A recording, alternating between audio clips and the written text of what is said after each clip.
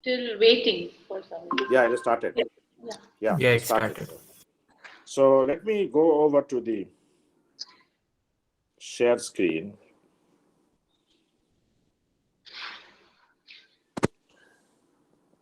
Sir, can I Yeah, ask if yeah, before it starts? yeah. Sir, You can ask. you were mentioning the uncertainty principle many times regarding the position and momentum, and also the energy and time one. But Hmm, sir, I am actually not clear because we are now in a different domain. So, what is the precise meaning of position or precise meaning of momentum in that way? I was not clear. There is, Is so it that's what I said. Because there is uncertainty, you cannot define the position and momentum precisely. So yes, for the subatomic particles or electrons, there is no precise definition of position. That is what we are trying to tell. If the position becomes precise, the energy of the system will become infinity, because the uncertainty in momentum itself will become infinity. So let me write down some of those principles which I talked about, then you will realize. So one of the fundamental principle is the uncertainty principle, which was actually proposed by Heisenberg. So it said, let's look at a very model system, a single particle, one dimension. So it says the uncertainty in the position and the uncertainty in the momentum in x direction will be always greater than or equal to h cross over 2, where h is of course a very small number, it's the universal constant. And these are the uncertainties. So the uncertainties are of course defined mathematically in the following manner. If you take the average of the square of x of several measurement, subtract the square of the average x. Okay, so that will define this. This is basically a positive quantity. So you can define the uncertainty square, basically the square of the uncertainty, by the following observations. So average of x square minus square of the x average. So as you can see, this is always positive.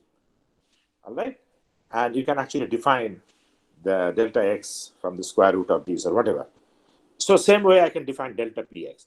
Now what I'm trying to okay? tell, this is the fundamental to the system. So your question is what happens if delta is equal to 0? So this is your precise definition. So then the position will become precise, and in such a situation delta px will tend to infinity.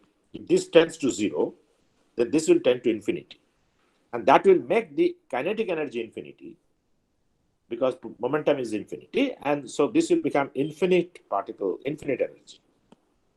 So for any finite energy, it is not possible to find a precise position. That's the No, point. sir, actually, not the Yeah. precise position I meant to ask. I just meant the concept of x and delta x in that way because, Oh, so I have written down this. right, that is now So clear to me. Okay. this concept I will come when I come to the measurement theorem. More precisely, how do you make these measurements? This is a very big question in quantum mechanics. The measurement itself, there is a lot of discussion, and some of these were supposed to be fictitious, but people have tried to show this by experiment, and that is where there is a lot of debate that we talked of the Solvay conference and so on. A lot of debate in the early stage of quantum mechanics. All right, so this is one important principle that we said.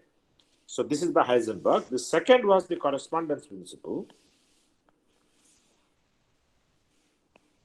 by Bohr, which actually said that in the limit h tending to 0, the quantum principles tends to the classical mechanics, classical principles. So basically, quantum principles are more accurate, more rigorous, but I can abandon them and take a Newtonian theory for all practical purposes. There is no error done, simply because the length scales are bigger. So this is a very important part which relates the science of length scale.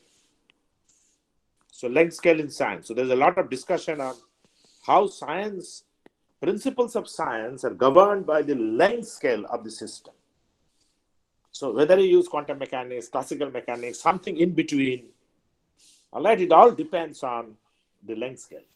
So I also said that for small length scale, so it's a very general statement, quantum mechanics, for large length scale, you can get away with classical mechanics. But again, I repeat, the classical mechanics, and this is a very shocking statement, that the classical mechanics is an approximation of quantum mechanics. In this limit, you get classical laws. So if you want to be very purist, then one would say that the quantum mechanics is the governing principle for all systems. But when the system becomes large, you can make an approximation, which is basically classical mechanics, and that's good enough. The question is, where is the in-between? What is small? What is large? And that is something that I said is the nanometer, that domain, we don't know. There's a lot of discussion. So basically, I said in the last class, how small is small?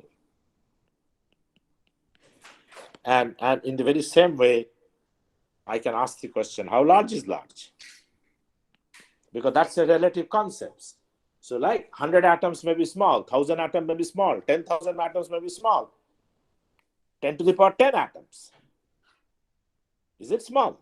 So if I start from 10, 100, they are still small.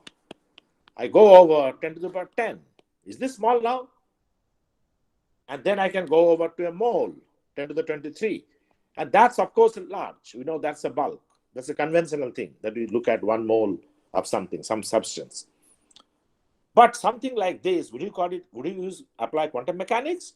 Or can you make an approximation of classical mechanics, just as I said, and simply apply classical mechanics? So this is a very important discussion for all the people who are doing theory. I hope you understand. So many times you would have heard somebody is applying quantum mechanics, somebody is applying classical simulation. You might have heard these words, which is actually named as a molecular mechanics sometimes. Now that is only because the system is small or large. So it is for the theoreticians to decide when to apply what. But there are theories which are mixing these two now at different domains. We will not discuss this right now, but those are very attractive things. Okay, so I think, so this is something that I had already said, and which I now want to put it down. So these two principles are very important. And of course, we know from the photoelectric effect experiment that the energy is not proportional to frequency and not the intensity. So this was the first very important discovery or outcome of the experiment. The second was from the hydrogen atom spectrum that the energy is discrete. Whatever energy, they're discrete and not continuum, which is not continuously changing, which is a very strange thing, because in classical mechanics, we know that I can make a system behave in a way that its energy changes continuously. All right. So I think these are some of the backgrounds which places the fact that first we require a different mechanics, and the quantum mechanics was already evolving due to Heisenberg, due to this discussion of Bohr, due to the discussion of what is small and what is large. But then now formally I would like to place what is quantum mechanics.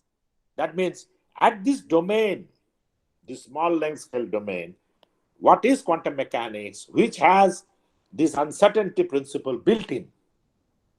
So as I discussed this, these are some of the background, but now I formally present, as I told you in the last class, the actual quantum mechanics. Now the quantum mechanics is based on certain postulates. So I hope you understand. Again, I told you what is like Newton's laws and postulate. So laws are directly verifiable by experiment, whereas postulates are not directly verifiable. You apply the postulate, you get certain outcome. That can be verified by the experiment, but not the postulate themselves. Whereas, so what we call these postulates are not really laws. Postulates will lead to certain outcomes which are variable, which are verifiable, whereas laws are directly verifiable. I'm actually stating the experiment, what we see. So what we want to say is that we now discuss the postulates of quantum mechanics. So here again, you can have a lot of questions. But I told in the last class itself that you cannot formally derive the postulate. You cannot say how they actually arrived at it, because, and this is what the Einstein's question was. So what I'm trying to say, the postulates gives you outcome. And these outcomes are directly verifiable from experiment. These are basically experiment. So Einstein never questioned this. So Einstein's question was actually on the postulates. So I have a theory which is basically now quantum mechanics, but what Einstein said, I could have another theory. I hope you understand. Another set of postulates which will lead to the same outcome. And these may be more intuitive. Because obviously, when you say energy time uncertainty relation, when you say there is no fixed value of something, that is not intuitive. That is unintuitive. So Einstein was always arguing that there must be another intuitive set of theory or postulates which will give the same outcome, which are directly verifiable by experiment. So this is where there is a lot of debate, and hence, of course, you cannot derive the postulate. If the postulates could be derived, then I hope you understand, Einstein would not have asked the question. Because, of course, Einstein understands mathematics, right? If it could be derived by physics or mathematics, he would have understood him within minutes or hours. But this is a philosophical part.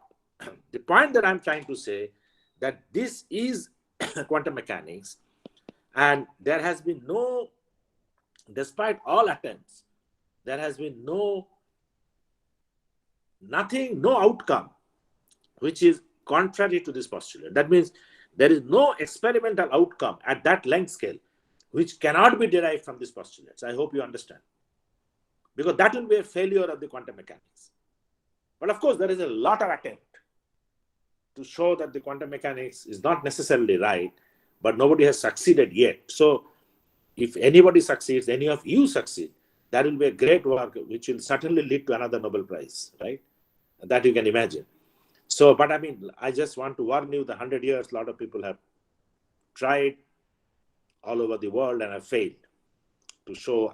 In fact, they have failed to show another consistent set of postulates which will explain all the experiment. Not only not able to make it wrong, prove it wrong, but not even able to frame a consistent set of postulates, another consistent set of postulates which can verify this experiment. Okay, so I hope I made this clear. So when we say the postulate, please do not immediately ask, how do you derive? Because that's not a relevant question. What you should ask is the meaning of the postulate. So please try to understand the postulate and how those will be applied to an outcome, to explain an outcome. That Sir, is more relevant. Yes. sir, even if the postulates were philosophical concepts, there should be some logic not behind them The that they logic thought is, of course, there. I told you, those logic is something they got because they could find out that those are consistently explaining all the experiments. Of course, there are certain logics. I already explained to you in the first class itself that this is not absolutely thrown out of the air, right? And there are a lot of discussion between them, which all of the records are not captured. Why did they come to this postulate? The fact that there is an uncertainty principle was actually verifiable by experiment. So from there, people started. So the uncertainty principle was there. So once there is uncertainty principle, it means I have only a probability of finding electrons, right? Uncertainty means that I don't know the position. So from there, actually, quantum mechanics started. And that could be actually verified, the uncertainty in position. But then still, the postulates that we will present are not the only ones from where you can derive this. So there could be another set of postulates. And I think endlessly people have debated on this, I can tell you, in 100 years. And people have not come. You can look at all the philosophy of quantum mechanics, and that is why there is a difference between what we call metaphysics and physics. So if you start philosophical discussion on quantum mechanics, you are actually in the range of metaphysics. Metaphysics, you know what is metaphysics? It is about physics. Metaphysics is simply about physics. So about physics is philosophy.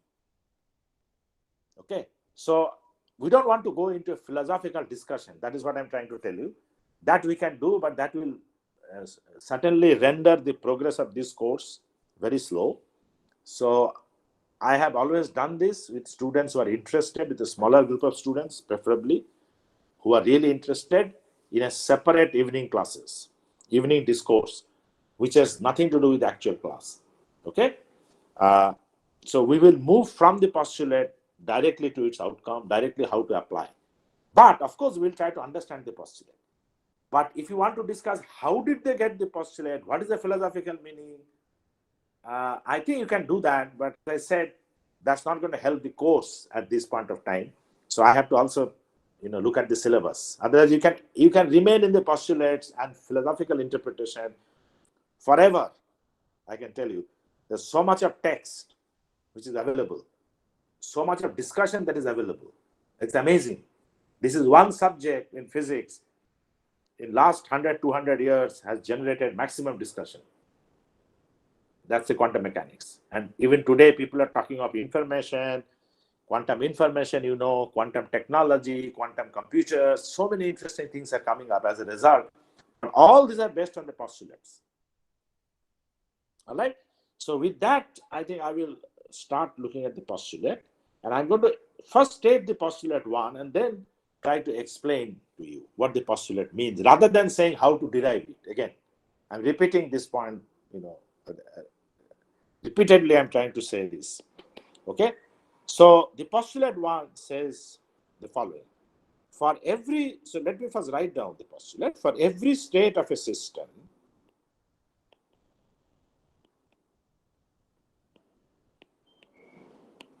I hope you understand that a given system, and a system can have many states. So for every state of a system, there exists a function which is actually called wave function because it has a relation to the wave particle duality. Actually, I should have mentioned this among some of the early discoveries was the wave particle duality. I should also mention this. I think I mentioned that in the words, but I should write it down here. So because of the wave particle duality, it is historically called wave function, but I think you can simply say it's a function. Okay? And the function, again, historically has been called psi. There is no particular reason that you have to call it psi, which is a function of the coordinates of the system. It doesn't mean those are the positions where these particles are found. So let me say that it's a single particle system, one dimension. So this is very simple.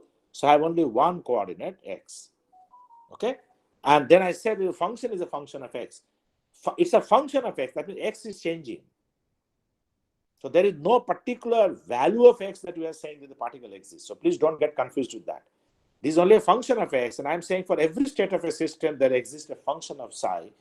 If I just stop there, you will say, what do I do with this?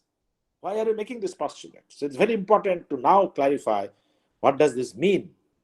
The physical interpretation of psi was given in the next statement by Max Born, which says that mod psi square. So this is also a function of psi, x, right? Mod psi square. So this gives you a probability density. Please do not lose this word density. It's very important. So probability density of the particle at x. That means the probability density of finding the particle at x. Now, so this second part is a very important because if I just stop at the first part, it doesn't even give you a context. Okay, let there be a function. So what do I do with this? And now the second part says this gives you a probability density. Two very important things. One is density. The second is the probability itself. It already tells you that there is only a probability of the particle to be found at x. So it already tells you that this is consistent with uncertainty principle. The philosophy of this is consistent with uncertainty principle. So this is a very important part of the postulate. And let me then write to you mod psi square can be written, as all of you know enough mathematics by now, as psi star psi. So if psi can be a complex function, of course, in general, so if it's conjugate times this, that will give you mod psi square. One important point also to note that the mod psi x square is a function of x, no doubt, but it's always a real function, right? And it's also a positive function. It can be 0 or positive number. I should say it's a non-negative function.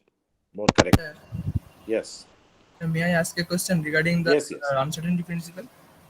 Yes. Sir, in the uncertainty principle, sir, what is x actually? I mean, how can we miss? X is the position of the particle.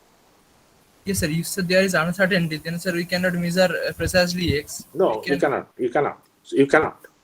That's exactly what you're saying. And the postulate one is also saying that you can only get probability density. Probability of finding a particle. What does the probability mean here? I'll come. I don't know if the particle is here or not, but I can tell you, just like you don't know whether if you toss a coin, whether you'll get head or tail, right? You can only say there's a probability of getting head or probability of getting tail. So similarly, what the quantum mechanics is saying, although there is uncertainty principle, the system, if I know psi of x, the extent of uncertainty can be quantified by the probability density. So it is not completely crazy. Okay, You so understand? sir, okay, Yes. so sir, here in the postulate one, x means in any It's a position. Yeah, it's a function of x. It is not the Yes. position where the particle is found. Okay. No, I'm again repeating this for everybody. Okay.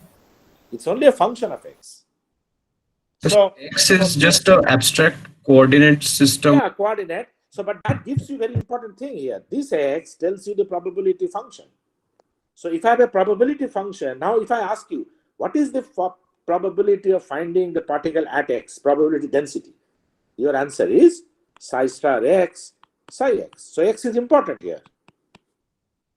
In a way, but the x is changing when I say function. But a particular value of x gives me the probability density. But the function, when I say it cannot be a particular value of x, right? So at all values of x, psi is defined.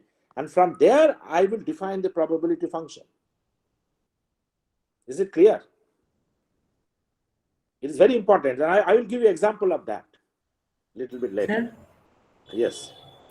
why could we not take x, y, z 3 coordinates? I can. Of course, I am simplifying the problem. So, yeah, I mean, I can take. Of course, then it will become probability of x, y, z, as psi star x, y, z. That is trivial. Psi x, y, z. That is trivial. I can not only have x, y, z, I can have many, many particles. So, I am explaining the postulates by a very model problem of a single particle in one dimension. Okay, is it clear? Yes, sir.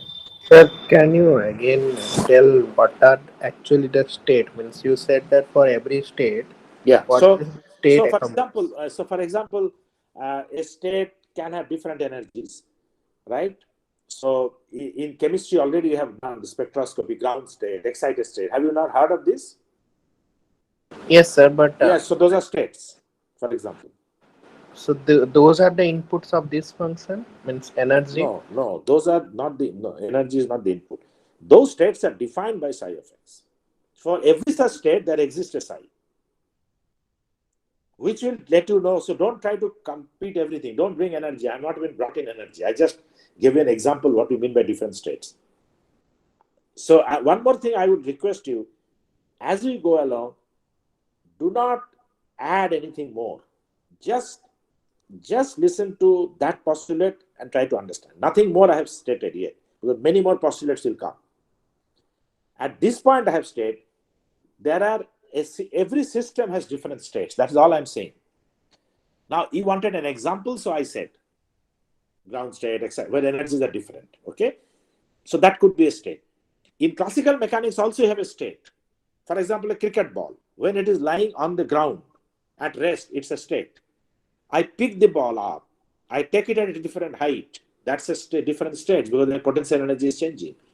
I roll the ball at different position, there's a different state. So please understand the states are many states. In classical mechanics, the states are continuously changing in energy. And this is something that I told before, that the discrete energy. In quantum mechanics, states are discrete in many cases. Classical mechanics, they are usually continuous. But those are different points. Those are only examples. At this point, all you need to know is that every system has different states. Okay? For every state, there exists a function psi. Now, you can ask a question. Two different states, can they have the same psi? We will not worry about it right now. Those questions will come. We'll talk about it later. At this point, we are saying for every state of the system, there exists a psi. So in that state, where is the particle? That can be found by mod psi square. So that gives me the probability density of finding the particle. And that is a real positive, real non-negative number. Okay? And I can extend that to 3 dimensions. I can extend that to many particles, not just one. But I think that is not important for understanding. When you want to understand the quantum mechanics, it is best to understand with a simple model. The extension is quite easy, I would say. Okay. Sir, time Yes. is not Time is not a taken. concern here. Time is not a concern here. At Okay. this point, we have not brought in time. Okay. So let's say the time is frozen for the time being. So everything that we are talking at some fixed time, t equal to 0, let's say. Okay. So don't worry about time. Time will bring in a little bit later. In another postulate, time will come.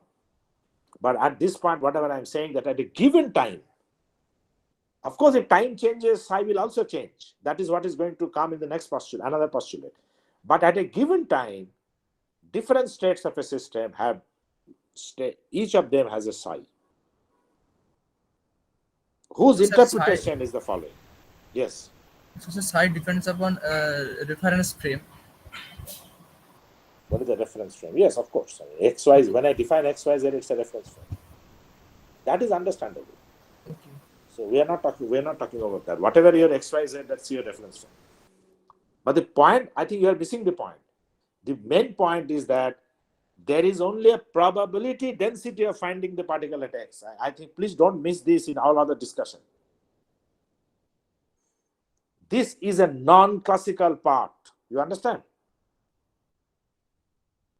In classical mechanics, we never say that there is a probability of finding a particle. Either the particle is there or not there, right? It's a 0 or 1 probability. But here it is not 0 or 1. And that probability is obtained by the state, by the function psi of x, which is associated with every state of a system. Just please understand only this much. Don't go any further. And as I told in the very first class, that if you are not surprised and not shocked, as somebody said, then at the end of it, if you are not shocked, you have still not understood quantum mechanics. Because this is the most, for a classical minded people, this is the most damaging statement, I would say. That how can there be probability density? And this is where Einstein had problem. And now we are saying quantum mechanics does not leave it like this. It says that no, this can be calculated provided I know the wave function. Now you can ask the question, how do you know the wave function? That we'll see later. So at this point, remember that this is also an existence theorem. Please don't miss this very important word, exists.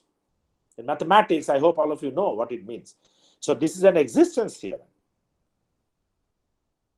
that exists. Now, how do you find is unimportant. See, those are the questions which you don't ask right now. All that you are saying that there exists a psi, and that gives you probability density of the particle A. This particular part of the interpretation was given by a very famous scientist called Max Born. So very often it is called the Born's interpretation. So Max Born gave this interpretation, and so I think this is a very fundamental law, fundamental postulate, sorry, not law, fundamental postulate which begins quantum mechanics. I will try to give an example with some psi. So let's say I have a state of a system. Again, it's a one-dimensional system. All the examples I will put right now of a single particle in one dimension, and I have a psi. Let's assume I have a psi. We will see whether the psi is valid or not valid a little bit later. But let's say the psi is something like this. And this is an exponential minus x. So of course, at x equal to 0, it has a value and it goes down. Okay? Now, a very important part of quantum mechanics says that the psi of x, whatever is the psi of x, can always be multiplied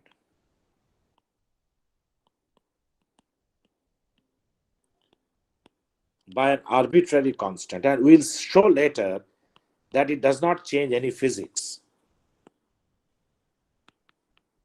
So when I said this is an a to the minus x, let's write this is a to the minus x. A is an arbitrary constant. Now you can see this is x, this is psi. So you can see at x equal to 0, this value of psi is a. At x equal to infinity, the value of psi is 0. So I can then say the probability density, again, do not lose the meaning of density yet.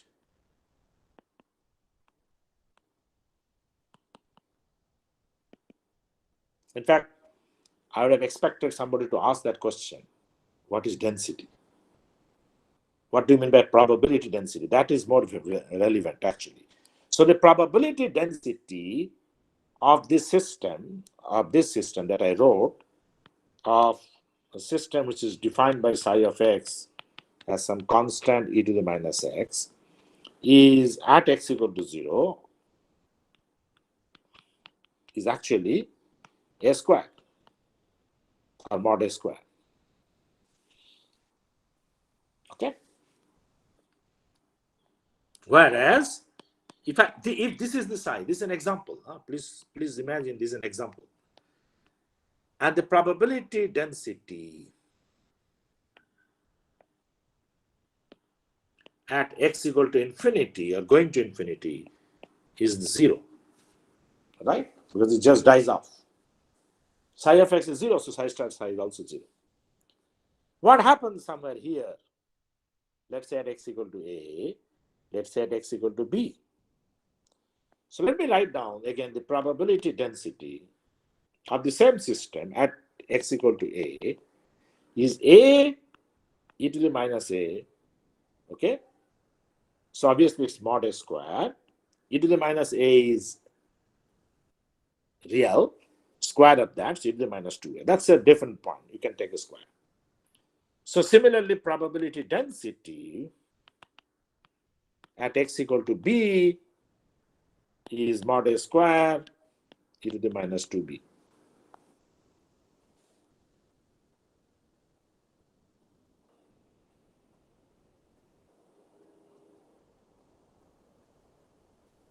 Okay? And so on. Now, where does the word density come in? This is very important. What does the density mean?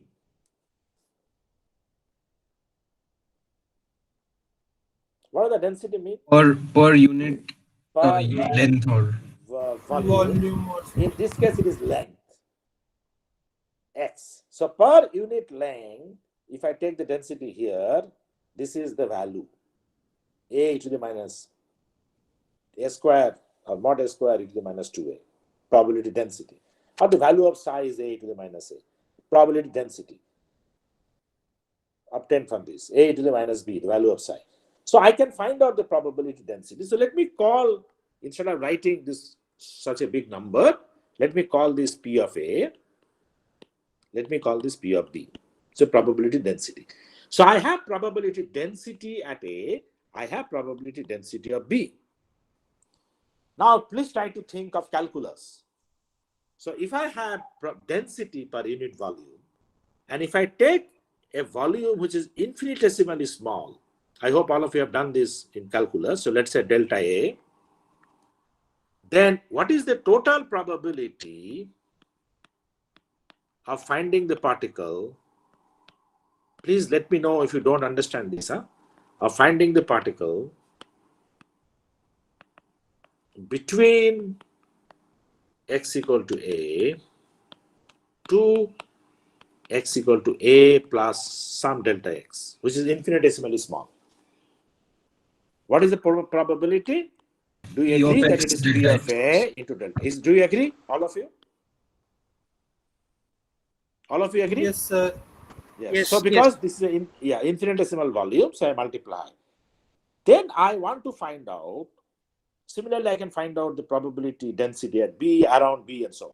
But now I want to find out what is the total probability of finding the particle between A to B.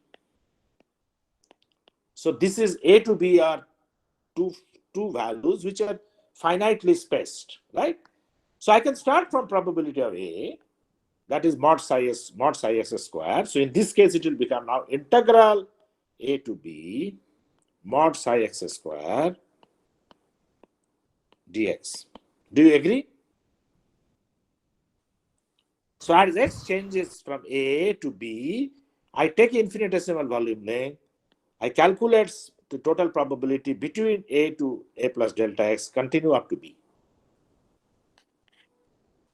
Please, if anybody has a problem, please let me know. I wrote here A because I put x equal to A, but actually in terms of x, it is psi x square dx. I'm integrating between A to B. This is how the area under the curve, right? Yes.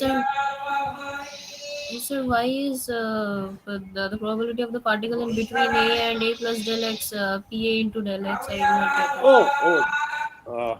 Can somebody mute it? I mean, there is some noise. Yeah. So that's the calculus. Why is it this? Do you know why is it this? Because of the fact that it is infinitesimally small, I can assume that the probability density between A to A plus delta x is constant. Do you understand? That's the whole idea of the infinitesimally small. It's a very small. So between here and here, the delta x or delta A, whatever you call it, it's almost constant. If it is constant, then what do? This is my volume element, delta x now, right? I simply multiply by the volume element, and then I get the total probability. This is total probability, not density. Okay, sir. And then I want to find similarly between A to B, then we integrate. So please understand, this is how the calculus is done. So if I have given a function f of x, same thing. You remember a function f of x, something is given. And you want to find the area under A and B. Do you remember this? What is the area under between A to B? It is integral f of x dx. Dx. Yes. It's exactly the same. Okay, sir, I got it. Yeah. So I think all of you must have done it in mathematics. So this is of course calculus. Yeah, this is of course calculus. So I can get from probability density to total probability. So remember, these are two different things. One is density, so you have to multiply by a volume element to get the total probability. Why? Because at any point of time, since there is an uncertainty principle, you cannot even measure. What the experiments have done is that they find out in a given system a total probability between a volume element. But I can't really measure at a point. So the density, so if this outcome is my total probability, if that matches, that means this postulate works. The fact that there is a probability density, it works. Yes. Sir, what does probability mean here? I mean, from classical definition, we know that the number of outcomes in a sample space for a particular condition divided by is the same. Is the same. Okay. So it's the same. So basically, because the position is uncertain, if you make a measurement, if you make thousands of measurements, identical measurement, the result will not be the same. Okay? Okay. So when I say total probability, you will get a sense of it very soon. Just let me go ahead and do this, okay? So let me now say, what is the total probability? Let's say my system dimension is x is only between 0 to infinity. That means there is no value of x negative x. It's only 0 to infinity. But I mean, this is a model system, so I can always define. If it is minus infinity to plus infinity, you can redefine. That's not a big problem. My system exists only between 0 to infinity. And there are several examples like that. Then what would be my total probability? By Sir, the same shouldn't it token? be 1? Yes, so I'm writing this. Let me write this first by my postulate. Don't say it is 1. How do you know it is 1? 1 is not the answer actually. It can be 2 also. Okay? So the total probability will be mod psi squared dx between 0 to infinity. Okay? If my x is minus infinity to plus infinity, which is the Cartesian coordinate, then this will become minus infinity to plus infinity. Mod psi squared dx. I think this is a minute point. This is just the total, your volume element. So this is your total probability, not 1.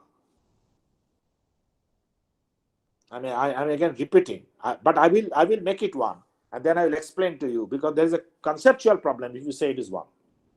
By Born's interpretation, this is the total probability, right? Now, as a intuitive scientist, we desire that the total probability, whatever is my x, should be equal to 1. Please remember, this is our desire. This is how we think. That has nothing to do with the quantum mechanics. Like when you say head, coin, head and tail, we desire that the total probability is 1. So in terms of 1, we say head is half, tail is half. Okay, so don't jump into conclusion. You say that this is the total probability for a full Cartesian coordinate. If it is only 0 to infinity, this is total probability. So I think all of you are more familiar with the Cartesian coordinate. So let's say minus infinity to plus infinity. Okay. And then my total probability will be minus infinity to plus infinity mod psi squared dx. I would like to make it 1. Yes, you are right.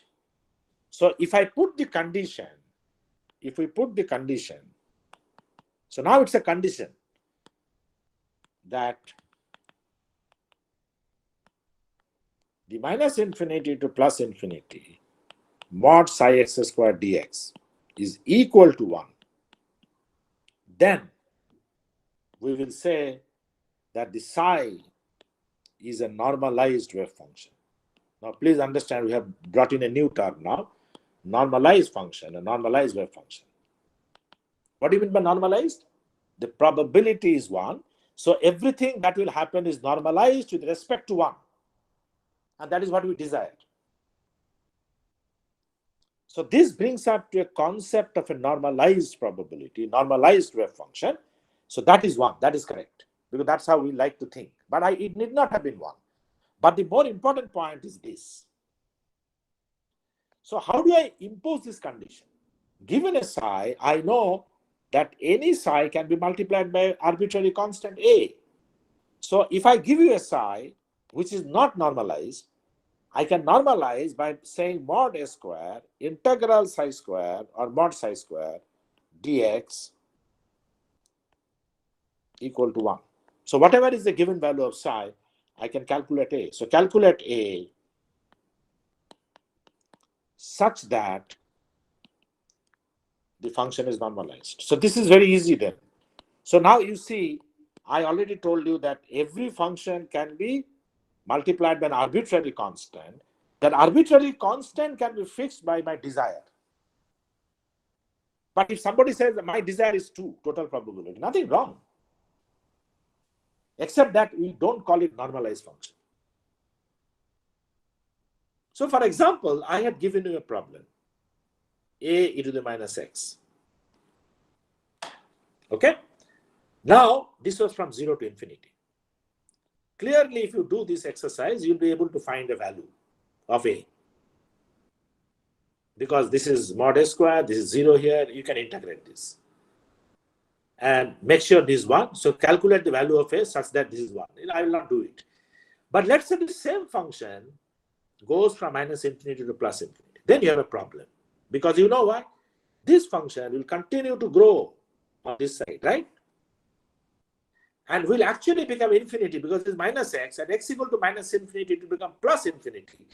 And it will become so large that no value of a can normalize it. I hope you understand.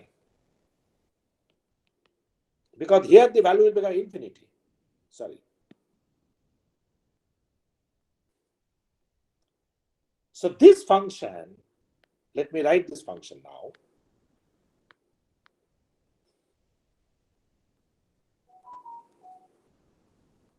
A e to the minus x over minus infinity to plus infinity is not a normalized function. I hope you understand. Not a normalized, I will say not a normalizable function. What is that not a normalizable function? Normalized function is when it is 1. That is very easy to choose. Because whatever is the value, I can always multiply, choose a such that it becomes 1. But if a function mod a square e to the minus 2x dx, in this case, minus infinity plus infinity, will become infinity, then I can do nothing about it. So basically, if I have a function a psi such that mod psi x squared dx between its volume element, whatever it is, tends to infinity, then I can say that the psi is not a normalizable function. Not normalized. Normalizable. Because if it is normalizable, I can normalize it. So if this value is finite, then it is a normalizable function. If this value is infinity, it is not a normalizable function. If it is finite, I can always choose a to make this 1. Right? So if my mod psi square dx minus infinity to plus infinity is a finite number n, then I can always choose a as 1 by square root n such that a psi of x is normalized to unity. Right? Sir, Yes. does Because this mod a square has to be 1 by n in that case. So a is 1 by square. Yes, tell me. sir, if the integral has to be finite for the entire minus and Yes. plus, Yeah. so Then it is does it normalizable. immediately imply that psi has to decay to 0 at large values of? That's a fantastic point. That's a fantastic point. We'll come to that. Yes, you are absolutely right. So we will discuss when you go to a harmonic oscillator and all that. There's a lot of points. So the question is, this is a very, very important point, that the psi need not be normalized, but psi has to be normalizable. I'm again repeating, because normalized is a very easy thing. By choosing a as 1 by square root n, it should be normalized. But if this is not true, that it is finite value, then you are done. If it is infinity, you can do nothing about it. Because then a will become 0. That means psi does not exist as soon as you multiply by the a. So one of the desirable conditions, now I'm going to write, this is very, very important, not just desirable, this is very important, that the psi must be normalizable. I'm again repeating, I'm not writing normalized. Because whether that value is 1 or 2 or 3 is unimportant. It should not become infinity. So it must be normalizable. Then the question, who was this student who spoke just now about the normalizability, large M, large X? Rohan. Rohan. Yeah. Rohan? Okay. So I think the point that Rohan made was very, very vital. What we will discuss is that under what conditions psi is normalizable. That is what he's asking. So one of the things that we learned is that at a very large x, minus infinity or plus infinity, at a very large x, either minus infinity or plus infinity, the value should not become infinity. If it is infinity, then you cannot integrate in that volume element. Or it cannot become infinity at any point inside also. So I think this is a very, very interesting point about normalizable. We'll come back when we solve this Schrodinger equation for certain problems. Our desirable condition, it is normalizable. Please again remember, total probability equal to 1 is very easy. Once I know that it is normalizable, once I know that this value is finite, I can always make it normalized. So if it is normalizable, that is more important. Psi must be normalizable, then of course it can be normalized. Sir, Yes. is that the reason why Dirac delta functions are not normalizable? Yes, I mean, that's true. We don't want to discuss this right now, but yeah, that's true. So I think this is a very, very important condition, that psi must be normalizable. So while this bond interpretation is there, while the postulate is there, we must put down certain important condition. The second important condition is again from an intuitive ground, that the psi of x, or whatever is the variable, must be continuous.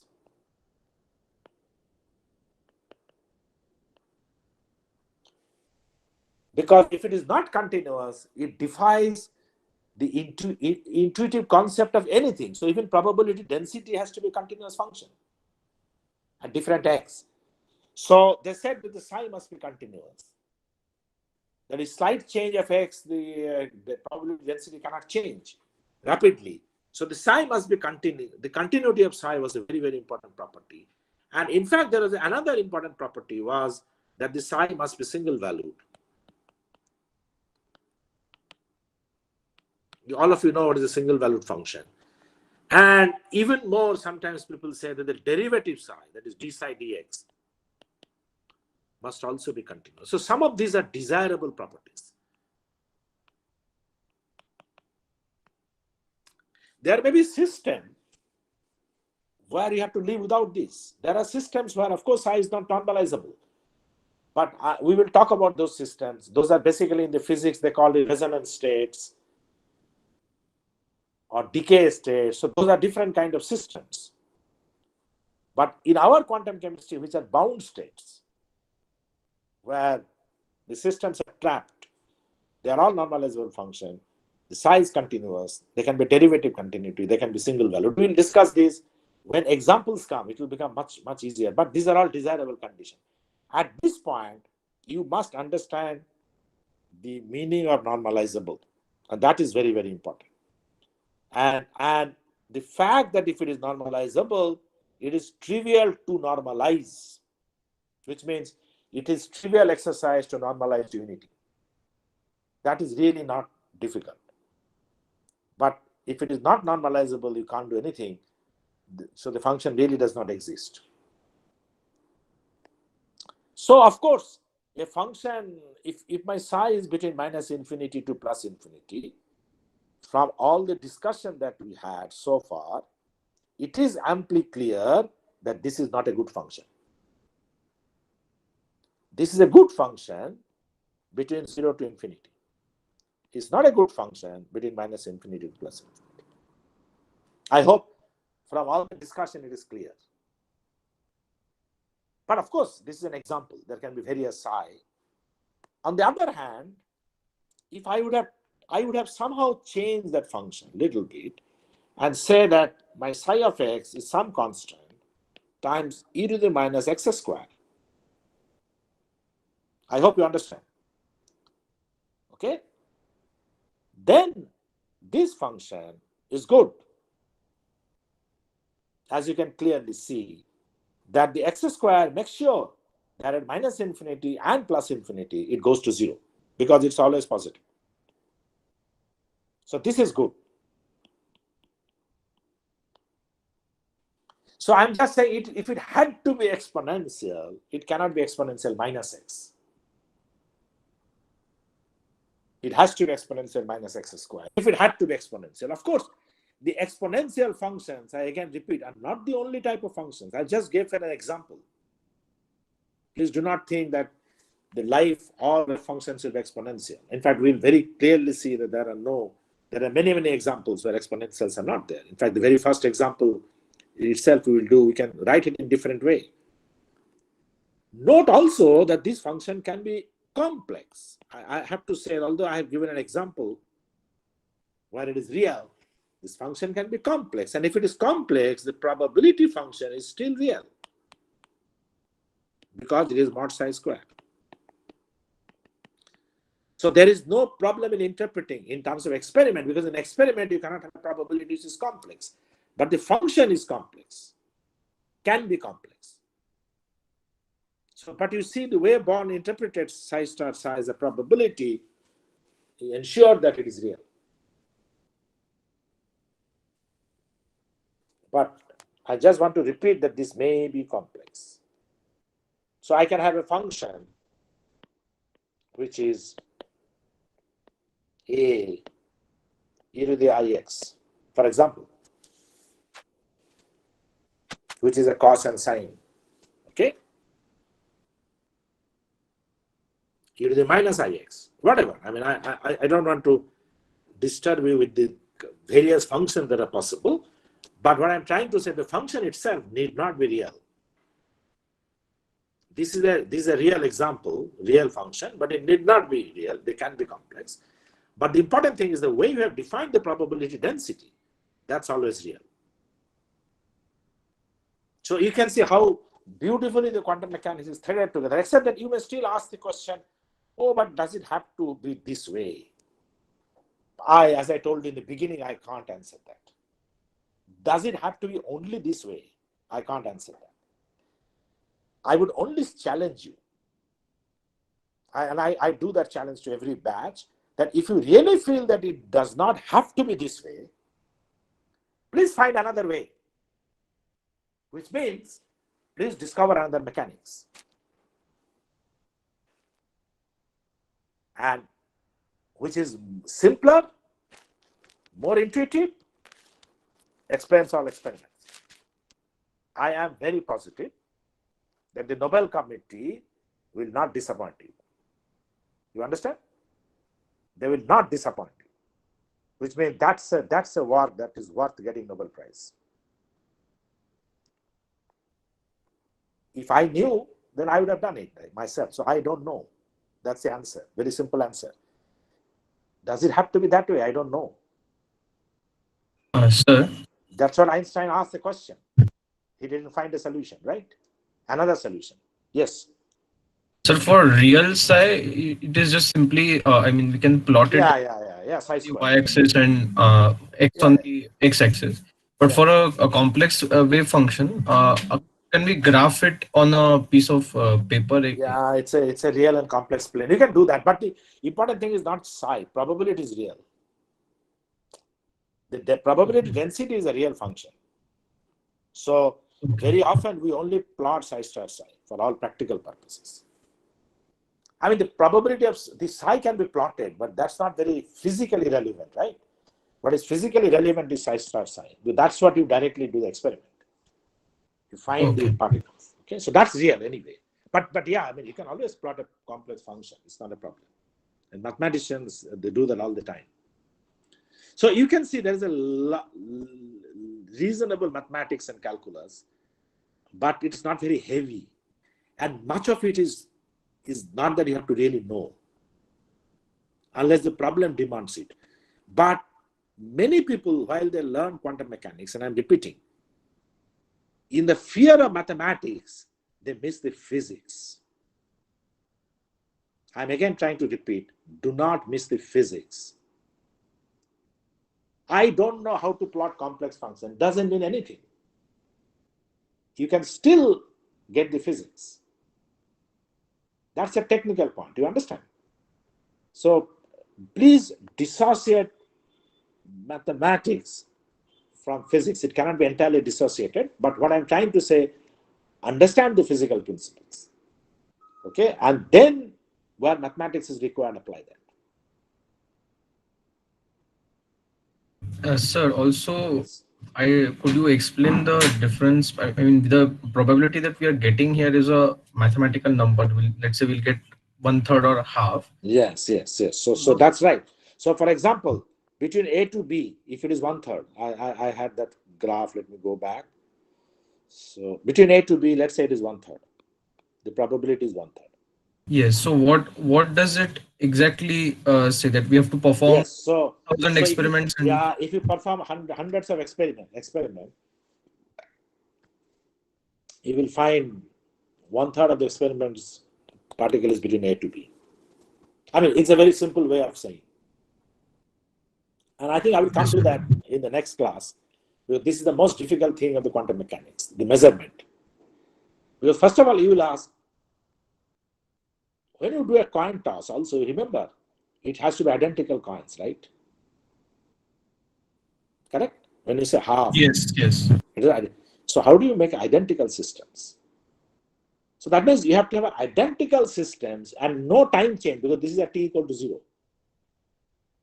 Identical systems which are infinite in number, as large as possible, what I mean by infinity.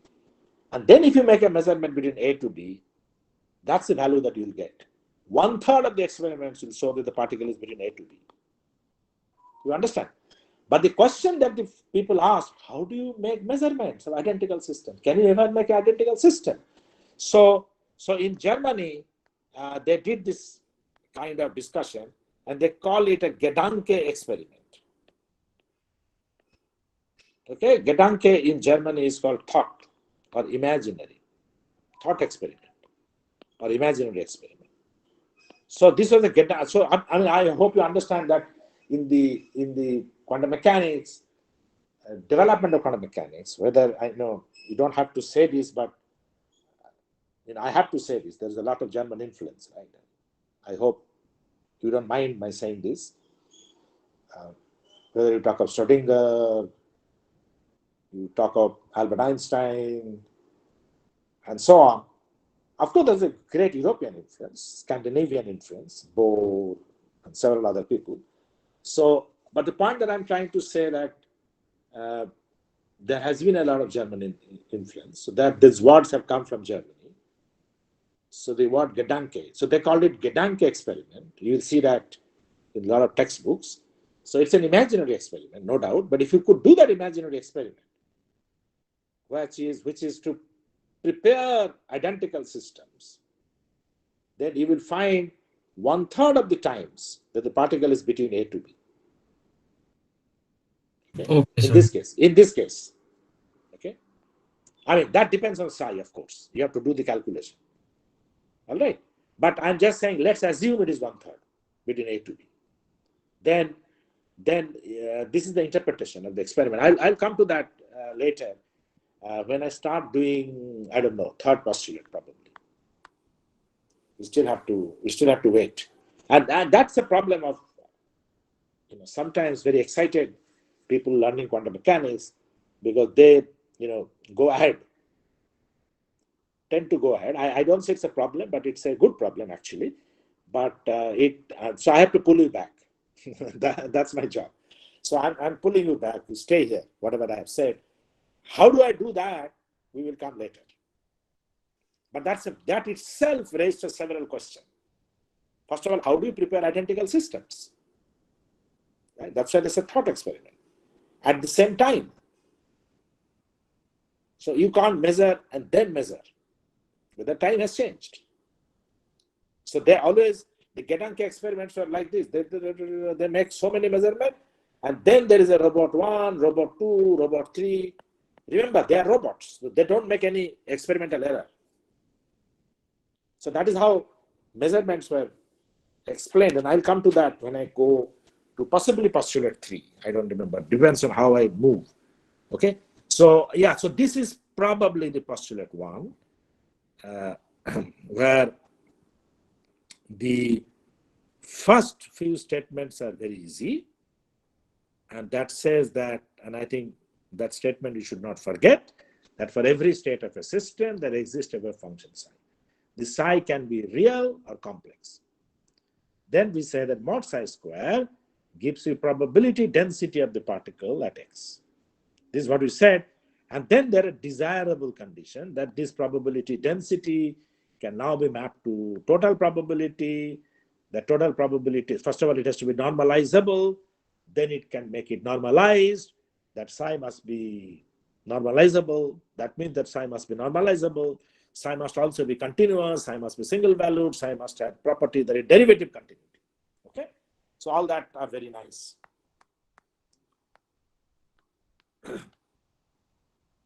Okay, and there will be lots of examples where we will do this, how to calculate probability between A to B. So when you go to examples like particle in a box, which is a very, very famous example, there will be a lot of questions. Questions can be framed, and you'll have lots of occasion to practice. But as far as theory is concerned, it is very interesting because I'm not going to do the measurement. I'm saying that your results or outcomes of measurement, I can simply do the calculation, integration, and predict. So whatever your outcome between A to B, I can do this calculation and predict for you if it is a normalized function. So psi is a normalized function. Not only normalizable, but now normalized. That means your entire volume element minus infinity to plus infinity mod psi square dx is 1. Most of the time, we will, now I come back to that student who said 1. He's right, of course, because most of the time, we will only work with normalized functions. However, our solutions may not give normalized function, but if it does not give, then we have the flexibility of multiplying by a constant. Choose the constant such that the function multiplied by the constant is normalized. Is it clear? So one is that my psi, whatever I get, must first be normalizable. That is, of course, a very, very essential. If it is so, then I can choose A psi, choose A such that A psi is normalized. So there are two different concepts again. And then after I choose A, I can call A psi itself as psi or psi prime, whatever. That's not a big problem. And then I can work with the normalized function. So assuming that I'm working with the normalized function, this is my probability density, probability of finding the particle between A to B. I don't have to multiply by mod A square. So that's what I'm trying to say. Understand the physics first. Then it's very easy. Mathematics will automatically come. Don't get sucked by mathematics at this stage. So this probability is an outcome that you will do the experiment. And it's very hard to do the experiment to verify this. But the quantum mechanics doesn't care. As long as my psi, I can calculate, predict. And they had a lot of tough time in doing experiment and verifying this. That's another issue. So in applying the quantum mechanics is somewhat easier. Is Sangita there? Professor Sangita Sen, are you there? No, sir, I think she has left. Okay. No, it's just that because I may leave in a few minutes. So if she has anything to do, pending things, she could have continued till 11 o'clock. But our next class is on Thursday, right? Hello? Thursday? Yes, sir. 5 to 6? Is that right? Yes, Hello? sir. Yes, sir. Thursday 5 to 6. Okay. So we'll take up. Sir, But sir, I have a little, question from today's class. Okay. So So I just in wanted the to just 1 minute. I just want to okay. tell that whatever I will leave little earlier, but I will try to make up that some other time. Okay, tell me. Yes, Sir, tell me. Sir, in today's class, you said about Bohr's correspondence that as a limit h tends to zero, we shift from Yeah. quantum mechanics to classical mechanics. So, what is h here? Because as of now, we know h is a constant, but Yes, what yes, is of h course. here? Same, So, why? same, So, why same. do you said that h tends to in Yeah, zero? I explained that in the first class itself. So h never goes to zero, right? You are right. So when I say limit h tends to zero, it means compared to the system, the value of h is so small that it is zero. So if Okay, my sir. system is small, that's exactly the point. Then h is meaningful. If system is large, then h value is still same, but it is now meaningless, or meaningless and very, very small compared to the size. Hence, I can assume that h is zero. Okay, sir. Please understand, I h is understand not now. zero. Yeah, and that's the point. Then I can say that everything then falls good, because this is my uncertainty principle. And in classical mechanics, now that h is zero, or limit h is zero, that means delta x, delta p is zero, right? So that means there is no Yes, sir. uncertainty. So that's classical mechanics. So everything goes well. It's not that I think I explained that in the very first day, that the h will never become zero, of course. And that is where the length scale in science is important. It's a relative to my measurement, relative to my size, h is meaningless. But when I look at electron or atom or molecule, that's not meaningless. And I also said that when I look at the cricket ball, there is an uncertainty.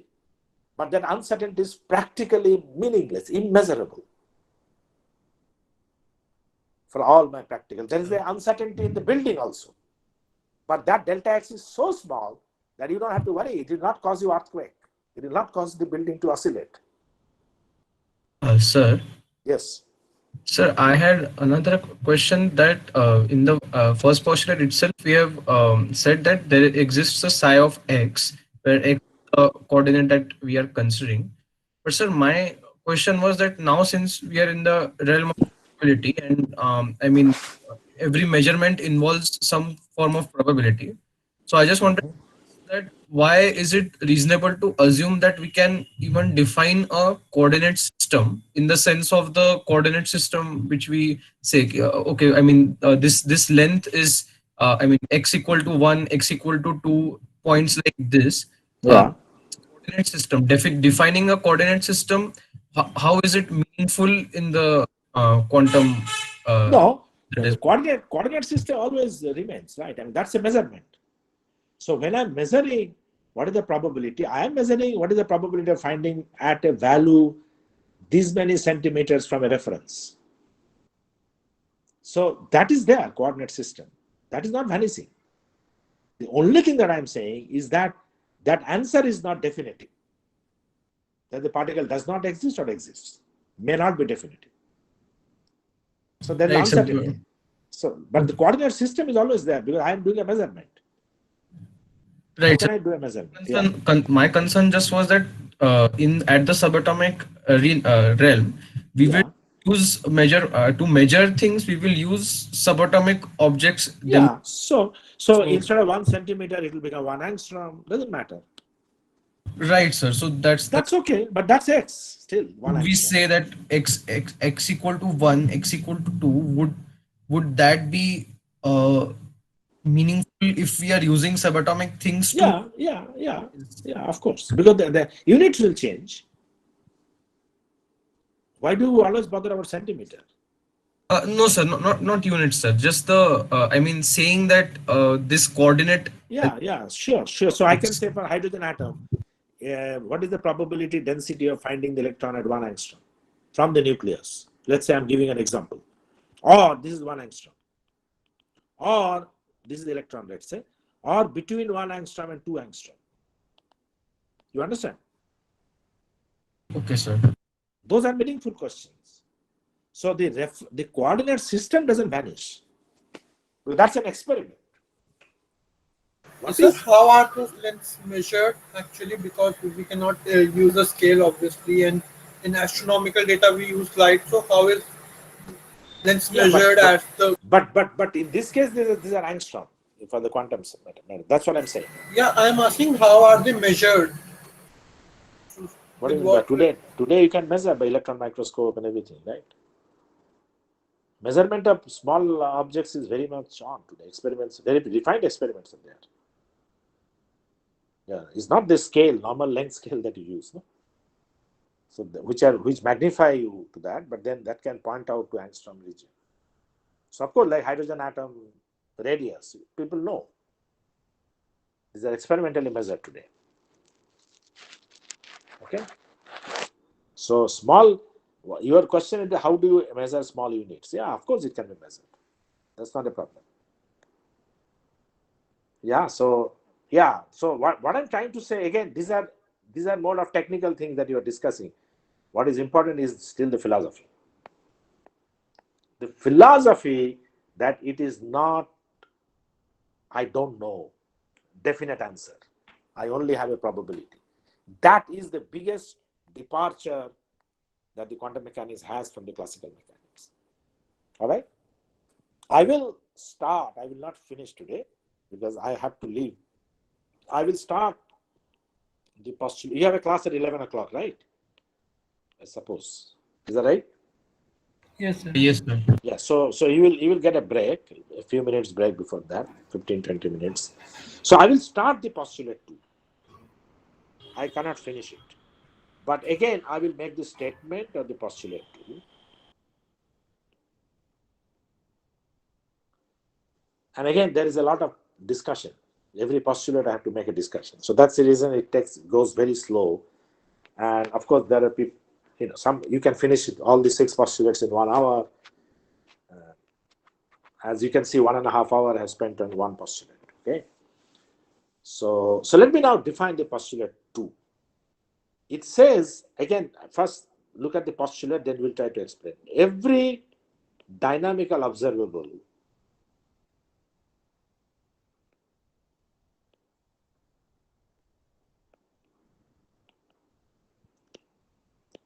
which is measurable observable. Dynamical observable means you can measure, which are measured in classical mechanics, has a corresponding, and this is very, very artificial, corresponding operator in quantum mechanics.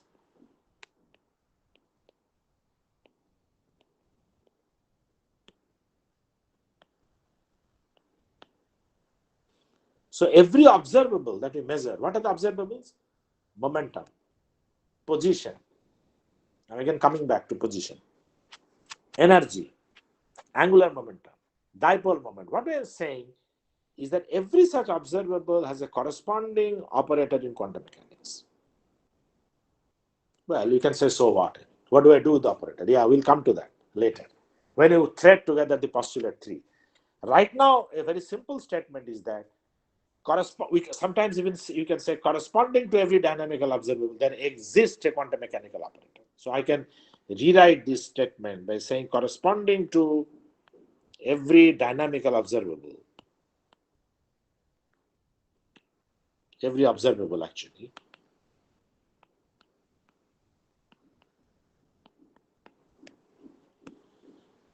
there exists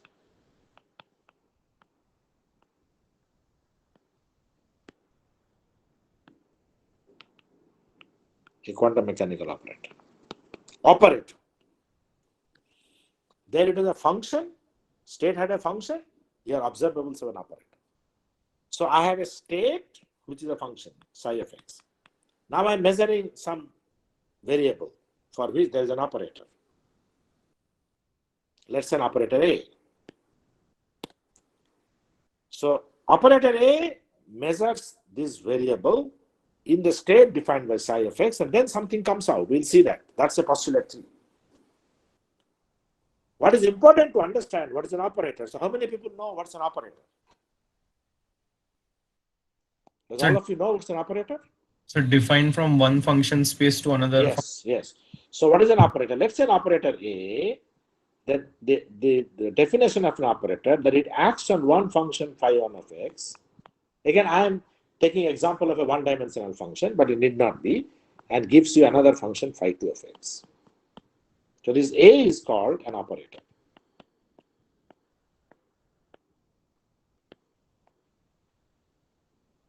Okay?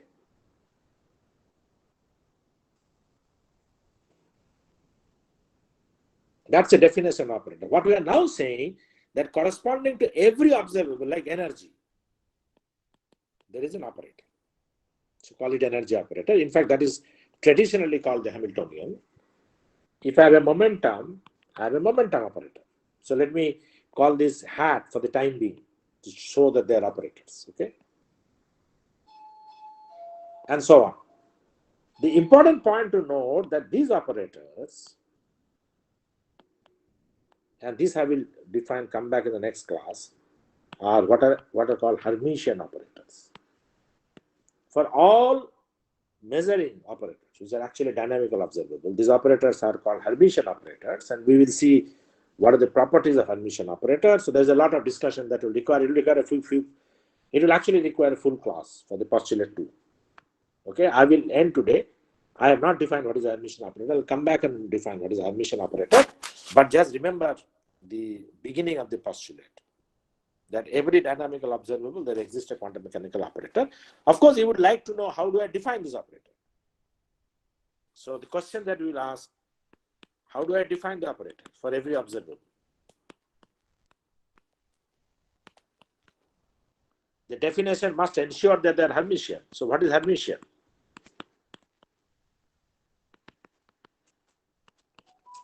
What are the properties of Hermitian operators?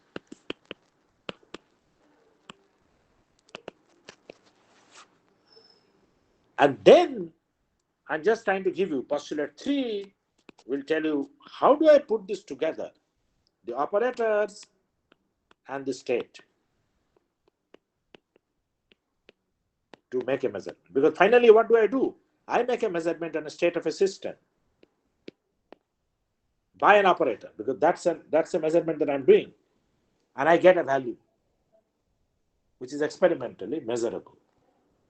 There may be probability of that value. There may not be a definite value, but I will get the probability of getting that value. That is, of course, in the realm of quantum mechanics, nothing wrong. So those will come in the later postulate, 3, 4, 5, etc. We'll see that later. But as of now, we will start with we'll redefine what is Hermitian operator. So I will end the class today with the statement and postulate 2. I'm sorry that I have to leave a little bit early. But I will see what I can do. And those who are interested, we can have evening class to make up 7 to 8, or a Saturday morning class also, no problem. If all of you agree, that's not a problem. And the philosophical discussion is very interesting. However, that we must defer outside the class. So that should be only for those who are interested, can come from outside class. But yeah, because this is a little bit long. Once you understand the postulates of quantum mechanics, is easy. Quantum mechanics is easy. Quantum mechanics becomes mathematics if you don't understand the postulates. Then it is just sir. Yes. So, sir, when are you keeping that class which you said? Yeah, let us. Which one? I mean, the extra class for this 20 minutes extra, or are you talking of the metaphysical class? No, that philosophical class and all. Yeah, that we will do after the postulates are done. Okay. There's no hurry. There's no hurry. We need not do this weekend. We can defer it to the next week. Okay, and sir, one more thing I wanted to ask, not related to the subject, that, sir, is there any progress? Like, is there any chance that we can be called to campus before December? That depends, because that is such a developing, dynamical thing that anything I say, is dangerous actually. Simply because we don't know. As of now, the state government is still saying that the academic activities are closed. Only meetings can take place. If you look at our state government order. So, but not the universities, school, colleges. They're opening slowly. So it is likely that they will open. That's all I can say. So I have a good hope that they will open. We have decided, however, the classes will go on online, because even if it opens, everybody will not be able to come physically. So it may not make sense to come, but those who want to come for certain reason, we will certainly consider. At this point, that's a fair statement. We are, if at all we need to bring people, it has to be brought from a senior batch. So, for example, the final year MS batch is coming, then the next priority will be given to the fourth year MS, and so on. Okay, and that's what every institution is doing. So we are also looking at it, but if the situation rapidly improves, then sure, you can come. But at the same time, it can go the other way around, you know that. So it's very dangerous. So you all know how things are. You all are watching the situation. If the third wave really does not come, then I think it is quite possible. And definitely possible then in January. In January, it is definitely possible. See, coming very close to the exam, like November, December, is not a good idea either. But that will disturb you, right? So I don't know that. So we will discuss that in the Senate as well as in the administrative meeting, and then we'll just take a call. Okay? This may not be the right forum to discuss this. All right? But So is there any chance this year or in 2022? Yeah, that's what you're hoping. That's what you're hoping. But I'm sure if things are improving like this, it will be definitely from January. But we are hoping even this year. Okay, so we will see after October what happens when the puja is over. I had a question related to the subject. That's are we following Schrodinger's way of developing? Yes. Because I have heard that there is another way to. I have not talked about it. This is called the position representation. There is a Fourier transform representation, which is called momentum representation. Actually, that will come in the postulate 2 as well. So, postulate 1, the very fact that the question that he's asking, very fact that the psi is a function of x is a Schrodinger's way. But there is another mechanics where psi is a function of momentum. Because position and momentum coordinates are conjugate. So that's a conjugate mechanics. So we are not following that, yes. And in fact, except for mentioning in passing, let's not delve into this, because that will only complicate. But there is an equivalent mechanics that can be done in the momentum space. What we are doing is what is called position representation of quantum mechanics, okay, or coordinate representation of quantum mechanics, and that's the Schrodinger way that we are talking. Sir, I had also heard about a matrix representation. Yes. All these can be matrix representation. The operators which are there will be all represented by matrix in a basis. So that is how the quantum chemistry will move. We'll see the whole of quantum chemistry, particularly when you go to the advanced quantum chemistry, Hartree-Fock and all, everything is matrix. Because they introduce basis. And you will see the Gaussian, they have the 61G and all that, those are all bases. So in a basis, there will be basis vectors which will represent the function. In that basis, the operators will be represented by matrices. Okay, but again, let's not jump the gun right now. Okay, yeah. Okay, so whatever you heard is right. Yeah. Okay, all right. So I think we'll leave. I'm really late, so I will leave, and we will meet on Thursday, and we'll try to cover some extra minutes somewhere here and there. We'll see, and the other class of philosophical class I will postpone till this is over. Okay, so again, Professor Sangita Sen will come back after the postulates are over. I do the Ehrenfest theorem also, and probably she'll come back with examples like particle and above. So during that time, I can also do, no problem. Okay, so I will, okay, all right. So, but that is best done on a Saturday, Sunday, because you won't have time otherwise. Okay, I will stop sharing now. And I'll just come back to the screen first.